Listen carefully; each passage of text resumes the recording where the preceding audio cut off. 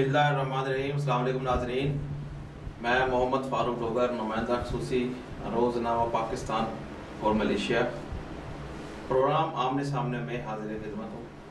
हमारे साथ मौजूद है हमारे तजिया निगार जनाब MS अतर कुरैशी साहब, जो कि चेयरमैन हैं PMHD TV और चेयरमैन हैं TTSJ ग्रुप ऑफ कंपनीज।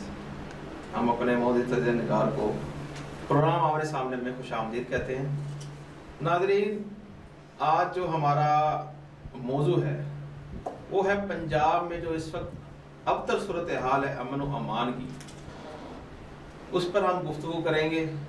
और जिसमें चौधरी परवेज़ लाई, जो कि हुकूमत के इत्तेहादी हैं और स्पीकर पंजाब असम्बली भी हैं, वो भी फट पड़े। उन्होंने बड़ा गुस्से का इजहार किया है, नाराज़गी का इजहार किया है। राजा बिशारत जो कि वज़ीर कानून है, सूबाई वज़ीर कानून, जिनका कोई पता ही नहीं है कि वो वज़ीर कानून है, ये वो क्या है, पंजाब में कोई हुकूमत नाम की चीज़ है या नहीं है, कोई पता ही नहीं। जिसका दो जिल जाता है वो कर लेता है। जिसकी वाज़ेह मिसाल ये है, पुराने CCPO लाहौर, इनको उतरे हुए आज 15 से 20 दिन हो चुके हैं, लेकिन वो अपना घर खाली करने को तैयार नहीं है। इट्स मीन कि उनके ऊपर कोई चेक एंड बैलेंस ही नहीं है, वो कोई हुकूमत मानते ही नहीं है, कोई रेट ही नहीं है किसी किस्म की। इसी तरह राना मशहूद जो कि मुस्लिम लीग नून के MNA हैं, और हसन मुर्तज़ा जो कि बड़े अच्छे पीपल्स पार्टी के MP हैं, सॉरी राना मशहूद भी MP हैं, इनके घरों में बाकायदा डकैती हुई है और उसके बाद पुलिस ने भी छापा डाल दिया। इस तरह के साथ साथ जो खोकर बरादरान का जो एक वाक़या हुआ है, जिसमें कुरैशी साहब अच्छे तरीके से जानते हैं, उनकी इमलाक को तोड़कर गिराकर LD ने उस जगह पर ज़मीन वागुज़ार करा ली है कि ये जो ज़मीन है ये सरकारी ज़मीन पर इन्होंने कब्ज़ा किया हुआ था। लेकिन खोकर बरादरान का मौक़िफ़ ये है कि ये ज़मीन उनकी अपनी ज़ाती मलकियत ही है और हाई कोर्ट से उन्होंने इसका अपने हक़ में फ़ैसला भी कराया हुआ है। वो कहते हैं कि ये एक सियासी इंतकाम है, हमें सियासी इंतकाम का निशाना बनाया जा रहा है। साथ साथ गुफ्तगू करेंगे जो बाइडन ने तालिबान के साथ जो मुआहदा किया था डोनाल्ड ट्रंप ने और उनकी इंतज़ामिया ने, उसको उन्होंने रिव्यू करने का ऐलान कर दिया। तो हम जनाब गुफ्तगू आगाज़ करेंगे पंजाब में अमन व अमान की अबतर सूरत हाल। जी कुरैशी साहब, अपना दबंग तज़किया आवाम को बता दें कि इसका क्या हुआ है। बिस्मिल्लाहिर्रहमानिर्रहीम और रफ़ाना लका ज़िक्र सदक़ल्लाहुल अज़ीम। अस्सलामु अलैकुम व रहमतुल्लाहि व बरकातुहू। नाज़रीन, बहुत शुक्रिया फारूक साहब। देखिए, तज़किया तो तज़किया होता है, दबंग आप उसमें लगाते हैं तो आपकी मर्ज़ी है। आप ये तो आपके हाथ में है कि आप उसको जनाब अली कौन सी आंच के ऊपर सेकते हैं। दबंग का मतलब यह है कि आप डरते नहीं, आपको डर खौफ नहीं है ना, आप जो भी है खुल के बात करते हैं। हमने हमेशा बात की है हक और सच की और ग्राउंड रियलिटी के ऊपर। देखिए, आप पंजाब की बात कर रहे हैं, मैं पूरे पाकिस्तान की बात कर रहा हूँ। आप सिर्फ पंजाब को ही टारगेट लेके चल रहे हैं, इसलिए कि वहाँ वफाक भी और सूबा भी दोनों चीज़ें जो हैं वो एक ही पार्टी के हाथ में। जी। तो इसी तरह के BK में भी उसी के हाथ में, बलूचिस्तान में भी उन्हीं के हाथ में, चाहे इत्तेहादी हो, सिवाय सिंध के अलावा बाकी पूरे पाकिस्तान के अंदर जो है वो गवर्नमेंट जो है एक ही जमात की है। और वो एक ही जमात की गवर्नमेंट जो है वो किस तरह से बनी है वो आपको अच्छी तरह से पता है।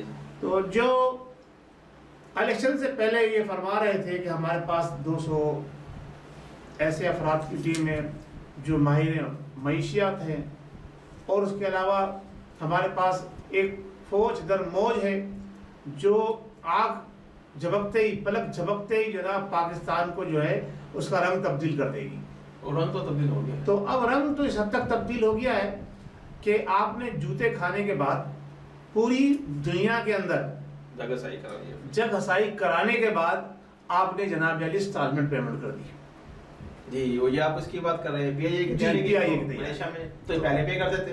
कितना बड़ा कारनामा किया है। तो अब आप ये देखें कि नियाजी साहब जिन्होंने बताया था ना कि मैं पाकिस्तान की कौम का मोरल ऊपर लेके जाऊंगा, बहुत ऊपर लेके, मैं तरक्की की तरफ जाऊंगा, मैं जनाब अली पाकिस्तान के पासपोर्ट की दुनिया भर में वैल्यू बनवाऊंगा। तो मुझे सिर्फ मैं आता हूँ आपके सवाल के ऊपर, मुझे ये सिर्फ ये बता दें कि जब से हुकूमत चली है, स्टार्ट हुई है, 2 साल सवा 2 साल के बाद तो उनको समझ आया कि जनाब अली वो तैयार नहीं थे हुकूमत चलाने के लिए। बिल्कुल सही है। अब वो एक उनको ऐसी ड्राइविंग सीट पे बैठा दिया गया जिसकी ड्राइविंग करनी आती नहीं। चलिए ठीक है, अब सवा 2 साल के तजर्बे के बाद भी अगर आप अभी तक फर्स्ट गियर भी नहीं डाल सक रहे जी। तो फिर आप क्या करेंगे?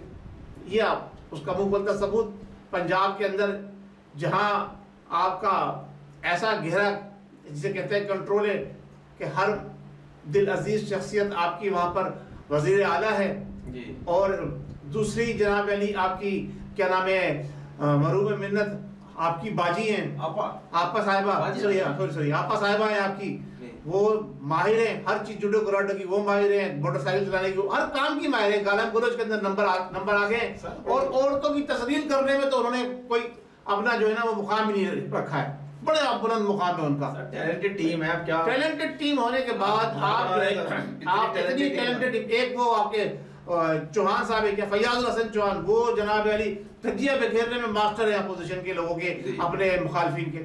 उसके बावजूद जो है आपका कारनामा जो है वो सर नहीं हो पा रहा। वो जिस रेस के अंदर आप दौड़े हैं ना वो रेस खत्म होके ही नहीं दे पा रहे। और वो रेस ये है, वो रेस पता क्या है, जिस रेस में ये दौड़ रहे हैं ना, जिस ट्रक की बत्ती के पीछे हमारी इस वक्त गवर्नमेंट दौड़ रही है जी, वो पता है क्या है? वो सियासी जमातें हैं जो इकट्ठी हुई हुई हैं। वो कभी इनको इधर ले जाती है, कभी उधर ले जाती है, कभी उधर ले जाती है, कभी इधर ले जाती है। ये नाच रहे हैं, वो डुगडुगी लेके घूम रहे हैं और ये इनकी पूरी टीम नाच रही है। वो नचा रहे हैं, वो नचा रहे हैं। हर तीसरे रोज जनाब अली ये अपने हवारियों को इकट्ठा करते हो, बयानिया मजबूत करो, इनके खिलाफ मजबूत हो जाओ जी जी। अब वो सारे हर पे खत्म हो गए इनके पास, लाइन ऑर्डर की सिचुएशन आपके सामने, जब सारे हर पे खत्म हो गए तो आप इन्होंने क्या किया, अब यार आप ऐसा करो, अब जो है इनफरादी वार करो जी।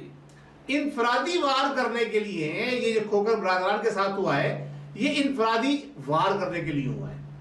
ये दूसरे जो हमारे एमपीएस वगैरह के साथ जो पंजाब में हो रहा है, अब ये इन्होंने इनफरादी टारगेट शुरू किया है। पहले तो ये जमाती टारगेट कर रहे थे ना, उसमें नाकाम हो गए, तो अब इन्होंने कहा कि अब इनफरादी टारगेट करो, एक एक आदमी को टारगेट करो, ताकि जब एक एक आदमी की कमर तोड़ोगे तो 100 आदमी की कमर इकट्ठी होने के बाद आप तोड़ नहीं पा रहे, तो एक एक आदमी करके तोड़ना शुरू किया है। ये कहानी है। अब इन्हें ये नहीं पता कि जो लोग अपना तन मन धन सब कुछ लेकर बैठे हों किसी खास काज के लिए, वो आप कुछ भी कर लें।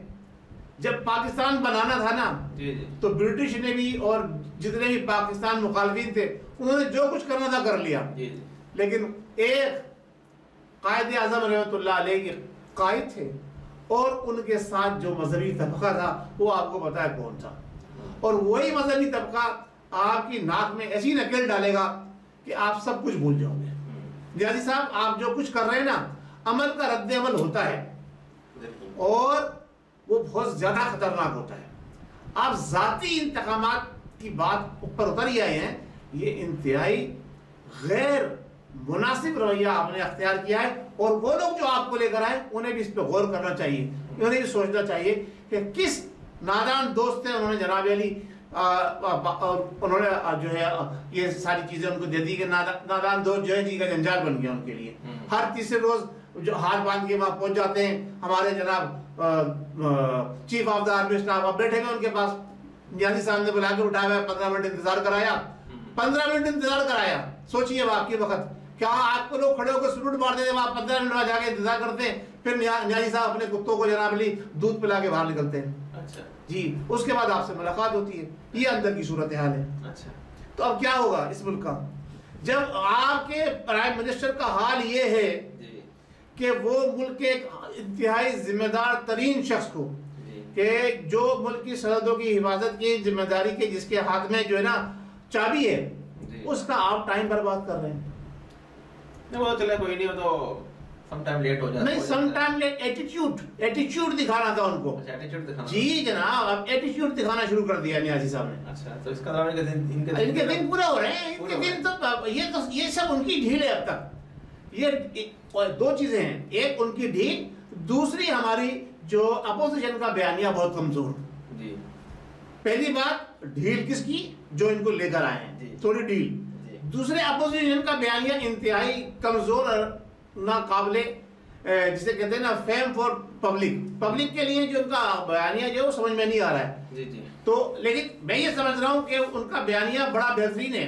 वो नचा रहे हैं इनको, यूं घुमा रहे हैं। कभी ये भागते हैं कि सैल्यूट के इलेक्शन को बचाओ, कभी ये भागते हैं कि पंजाब असेंबली के अंदर अब जनाब गई, चलो चौधरी साहब के पांव पकड़ जाओ। अच्छा, सही है। कभी ये सोचते हैं वो कहीं इन हाउस तब्दीली आ रही है, उसमें नाम भी आने शुरू हो गए सामने, बड़े बड़े नाम से मुझे याद आया कि इन हाउस तब्दीली की खबर छपी अखबार में पिछले हफ्ते कि ये परवेज खटक को ऊपर लाया जा रहा है। उससे पहले परवेज खटक पूरे मीडिया से गायब, हालांकि वफाकी वज़ीर दिफा हैं, किसी भी इवेंट में वो मौजूद नहीं होते, कोई उन्होंने अखबारी बयान नहीं दिया। जैसे ये खबर एक्टिव किया गया ना जी, जैसे ये खबर आई है कि ऐसे ऐसे एक मामला तय हो रहे हैं, हाउस तब्दीली के लिए रजामंदी जाहिर कर दी है पीटीआई की पार्लिमानी कमेटी ने और सब कुछ, ये वो मामला तय हो गए, तो डेली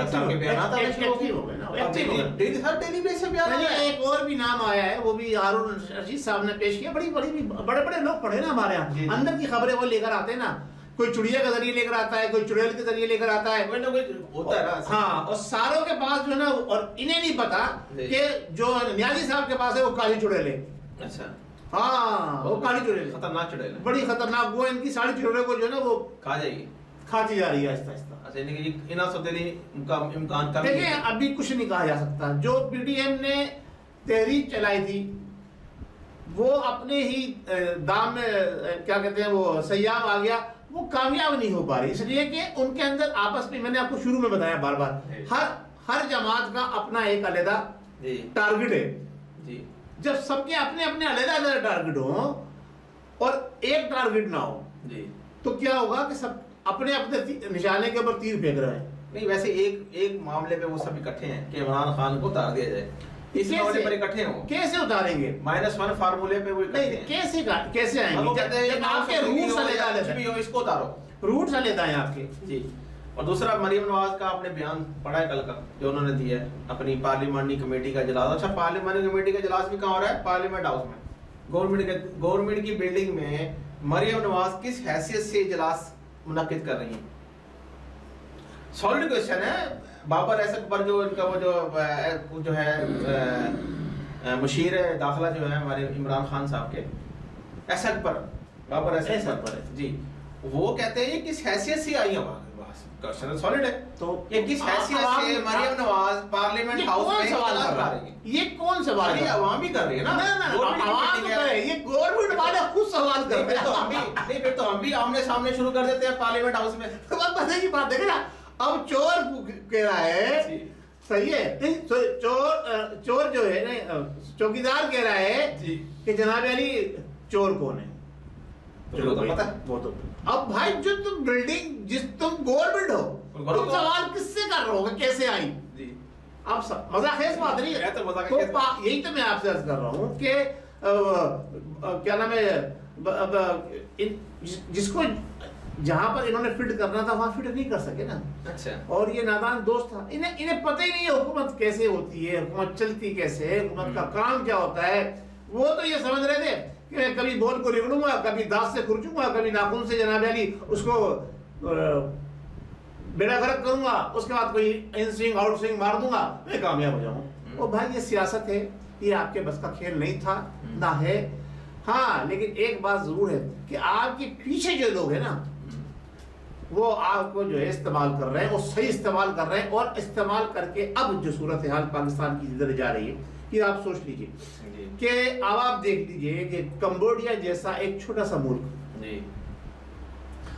जिसके पास कोई अपनी, जिसे कहते हैं ना, फौजी ताकत भी भरपूर नहीं है, ना कुछ भी नहीं है, उसने आपको घुटने टेकने पे मजबूर कर दिया, आपके जहाज को भी जब्त करवा दिया, आपसे पैसे। कंबोडिया था, आप क्रशिंग कर लीजिए, वियतनाम, सॉरी बात था, वियतनाम, उसने आपके जहाज को भी जो है वो क्या नाम है वो करवा दिया, क्या नाम है, पकड़ लिया उसने, जनाब पैसे भी जनाब निकलवा लिए, $7 मिलियन सर। अब भी आपका जहाज रिलीज नहीं हुआ है। नहीं, वो तो कल होगा, 27 जनवरी। अभी नहीं, कल होगा, नहीं कल वहां पर हो जाना भाई, हेयरिंग के बाद फैसला होगा, उनको देंगे कि हमने पैसे दे दिए। अब आप ये सोचिए कि जब आप बातें करते इतनी बड़ी, इंडिया को हम यूं उड़ा देंगे, अक़वाम मुत्तहिदा में हम यूं तकरीरें कर देंगे, वो भाई जो काम करने के वो तो किए नहीं। यहाँ न्याजी साहब का जो एजेंडा है वो मैं आपको बता दूं, असल मेन एजेंडा क्या है। पाकिस्तान को इतनी पस्ती की तरफ ले जाना है, इतनी पस्ती की तरफ ले जाना है कि आपस में अवाम और पाकिस्तान की अफवाज के दरमियान खुरेजी हो जाए। लेकिन वो तो कहता है मैं पॉलिटिक्स की तरफ लेके जा रहा हूँ। वो कितना लेके जा रहे हैं, किस चीज में लेके, एक चीज बता दी है, सुन ले मेरी बात सुनिए कि ये एजेंडा जो है इस पर बहुत सारे लोगों ने कोशिश की काम करने की, और अब से नहीं पिछली 3 दिहाइयों से इस पर काम हो रहा है। बैरूनी दुनिया यही चाह रही थी कि पाकिस्तान और पाकिस्तान की मुसल्लह अफवाज ये दोनों हमेशा एक प्लेट पर रहते हैं, अवाम और मुसल्लह अफवाज। और जिस मुल्क में अवाम और मुसल्लह इदारे एक उसमें होते ना पेज के ऊपर, नियाजी साहब की तरह नहीं कि एक पेज पर हैं, वो पेज ही नहीं है। अच्छा, हाँ, वो पेज ही नहीं होता जिसपे ये कहते हैं एक पेज पर है, फटा हुआ पेज इस्तेमाल करते हैं। तो अब जो है ये इनके दरमियान नियाजी साहब के बयान पिछले मौजूद हैं, सही, हुकूमत में आने से पहले इदारों के मुतालिक, वो आप उठा के देख लीजिए। अब उसके इदारों, अब आप हुकूमत में आने के बाद इनके इक़दामात देख लीजिए, वो बयान देख लीजिए, अब इक़्तिदार में आने के बाद इनके इक़दामात देख लीजिए। इनके किसी भी इक़दाम से पाकिस्तान का कोई भी एक इदारा कहीं भी किसी भी जगह पर उसने कोई मुनफरद मुकाम हासिल किया है, कोई बेहतरी की तरफ गया है, एक इदारा बता दीजिए। इवन देन आप खेल के चैंपियन थे खिलाड़ी, वो भी नहीं।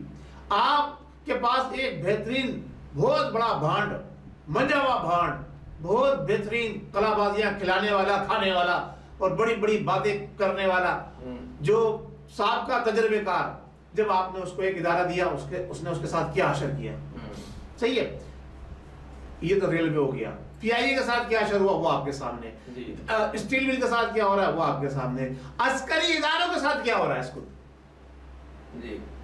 अस्करी इदारे जो हमारे जिसे कहते हैं दिफा की फर्स्ट लाइन है जी, उनको आप अवाम के अंदर कमजोर कर रहे हैं। आपके जितने भी सारे टारगेट हैं वो अस्करी इदारों के खिलाफ जा रहे हैं। अभी आपने ब्रुकशील्ड का वो निकाला केस, उस पर हमारे अस्करी इदारों के खिलाफ बातें आनी शुरू हुई, उन पर उंगलियां उठी। अब हर तरीके से हर हरबा इस्तेमाल करके आप अस्करी इदारों को कमजोर करना चाह रहे हैं, उनकी रिट अवाम के अंदर कमजोर करना चाह रहे हैं, वो बांग्लादेश जैसा वाला हाल पैदा कराना चाह रहे हैं आप।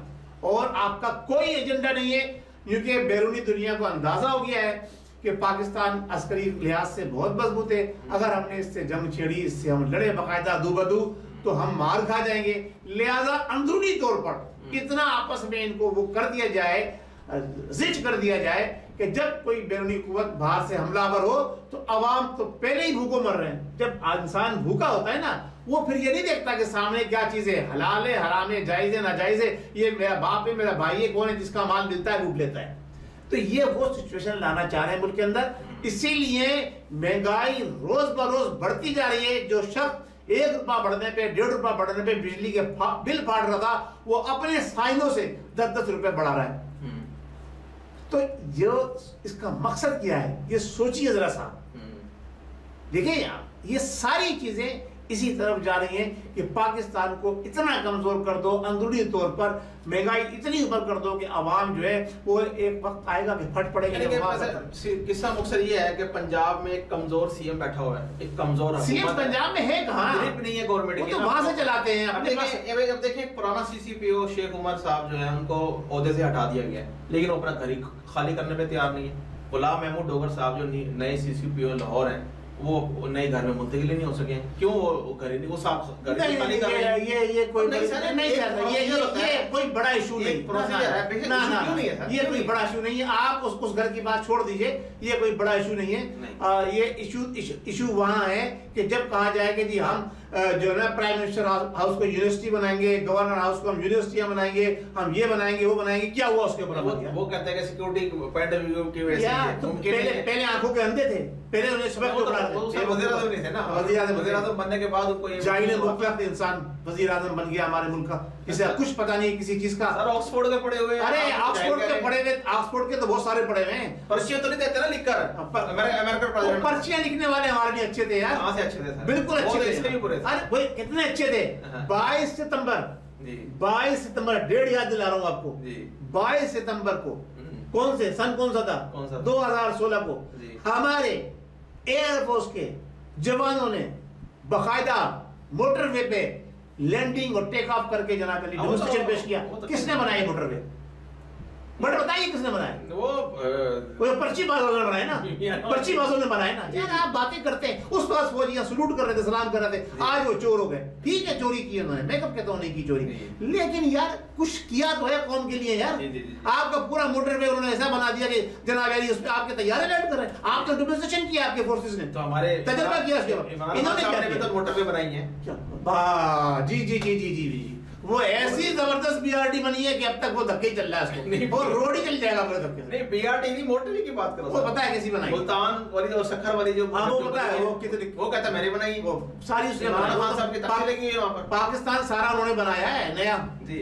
वो भाई खुदा के वास्ते तुम्हारे आगे हाथ जोड़ते हैं यार, या तुम शक्ल के अच्छे जरूर हो, अच्छा सही है, शक्ल का अच्छा कुछ भी नहीं माने रखता जी, शक्ल का अच्छा कुछ भी माने नहीं रखता। तुम्हें जाना चाहिए था शो बिजनेस में, जाके शोबदेबाजी करते, जो तुम्हारा ट्रेंड था, जो तुम लेके चले थे शुरू से प्ले बॉय, वो हाँ नाम कमाते, कुछ मुकाम बनाते, पाकिस्तानी कौम के पीछे क्यों हाथ धोके पड़ गए यार जी। जुल्म नहीं कर रहे आप जुल्म नहीं कर रहे, आपने अपना घर जो है वो कानून तब्दील करके लीगलाइज करा लिया। दूसरा आदमी जिसके पास हाई कोर्ट के एविडेंस मौजूद है वो दिखा रहा है, आप आओ उसको बयान करो, उसको लाओ जेल में बंद करो। अगर आपने तोड़ना था तो 2.5 साल से इंतजार क्यों कर रहे थे? चले पिछली हुकूमत की हम बात नहीं कर रहे, 2.5 साल से जब आपने पहले ऑपरेशन क्लीन अप किया था उस वक्त क्यों नहीं किया आपने ये काम? ये सब सियासी चले वो तो फैसला देगा। अब ये आखिरी 10 अब 2 मिनट में ये कहिए, जो बाइडेन ने सच तालिबान माहिदा रिव्यू करने का ऐलान कर दिया, ये तो हालात बड़े गंभीर हो गए। कोई हालात गंभीर नहीं हो रहे। देखें जब हुकूमतें बदलती हैं तो वो असरनो तमाम माहिदों का जायजा लेती हैं, उनका अख्तियार होता है, उनका राइट्स होता है, ये इंटरनेशनल रूल्स है। आप उसमें जो है दोनों फरीकैन की बाइंग रजामंदी से आप उसके अंदर उसको मॉडिफाइड कर सकते हैं, उसमें रिफॉर्म ला सकते हैं, इसमें कोई हर्ज की बात नहीं है। अच्छा। ये ऐसा अमल नहीं है जिसके ऊपर हम जो है ना वो कहें जी ये क्यों हो रहा है। ठीक है जो हो सकता है वो और बेहतर सहूलियत दे, ठीक वहां से निकलने का और अच्छा रास्ता दे, अच्छे इकदाम करें, ये तो बात नहीं है। लेकिन हमारे लोग जो हमारे साथ कर रहे हैं, और खास तौर से जनाब हमारे अस्करी इदारों के जिम्मेदारान में जो काली भेड़ें थी, उन्होंने जो इस मुल्क के साथ जाती की है वो इससे बढ़कर जाती मुल्क में किसी ने भी नहीं की, ना आज तक हुई है, जो लोग कर गए वो। जी उम्मीद है नाज़रीन आज का प्रोग्राम आप लोगों को पसंद आया होगा। अगले प्रोग्राम तक के लिए मुझे मोहम्मद फारूक डोगर और जनाब MS सतरकौजी साहब को इजाज़त दीजिए। अल्लाह हमारा अमीन नासिर, पाकिस्तान जिंदाबाद।